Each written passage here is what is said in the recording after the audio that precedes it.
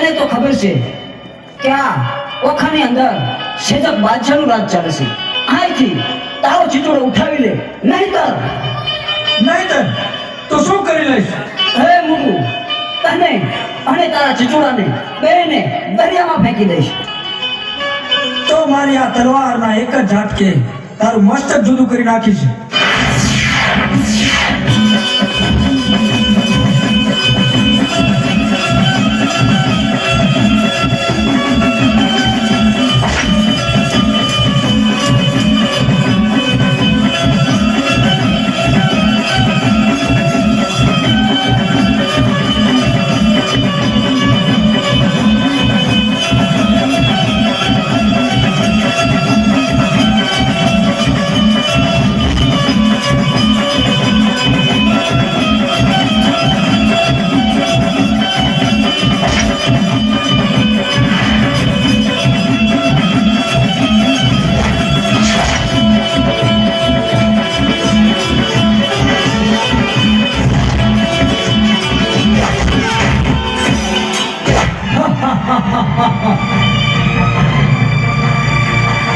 આ બાદશાહ મને નહીં પહોંચવા દે.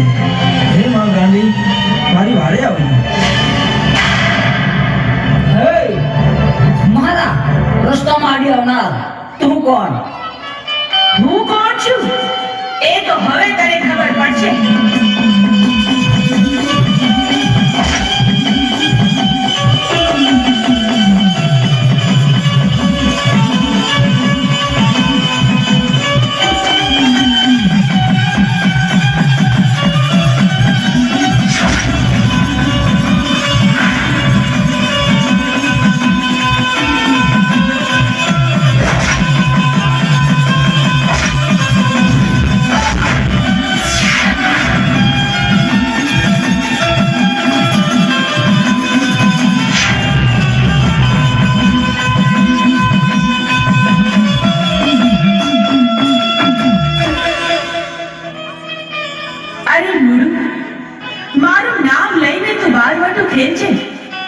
ને જ્યારે જાંગીલા વાગતા હોય ને ત્યારે મને ગાંડીને યાદ કરજે.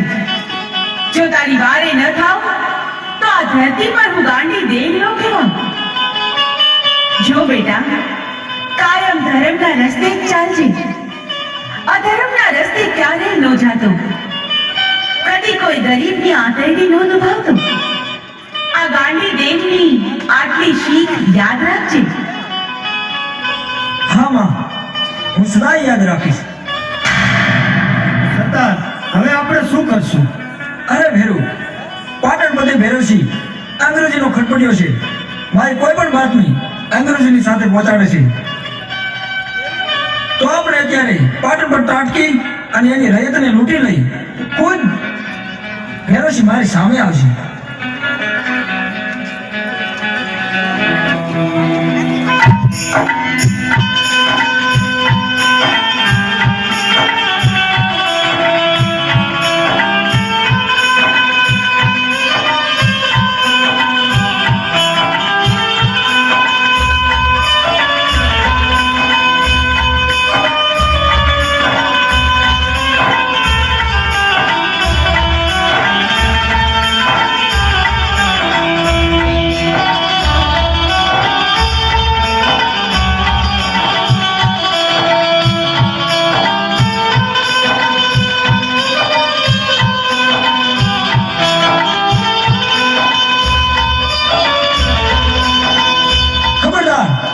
એક ડગલું પણ આગળ વધી છે તો આ બંદૂકના ભડાકે તને મીંજી નાખીશ. તારા અંગ પર જેટલા ગણેણા છે તે ઉતારી મને આપી દે. અરે બાપુ, હું તો તમારી દીકરી સમાન ગણાઉં. દીકરીના ઘરેણા ન ઉતારાય હો. દીકરી તો તું ભેરવસીના રાજની, મારા ઓખાની નહીં. ઉતાર તારા ઘરેણા અને કહી દીજે તારા ભેરવસીને કે ઘરેણા જોતા હોય તો ઓખા આવીને લઈ જાય.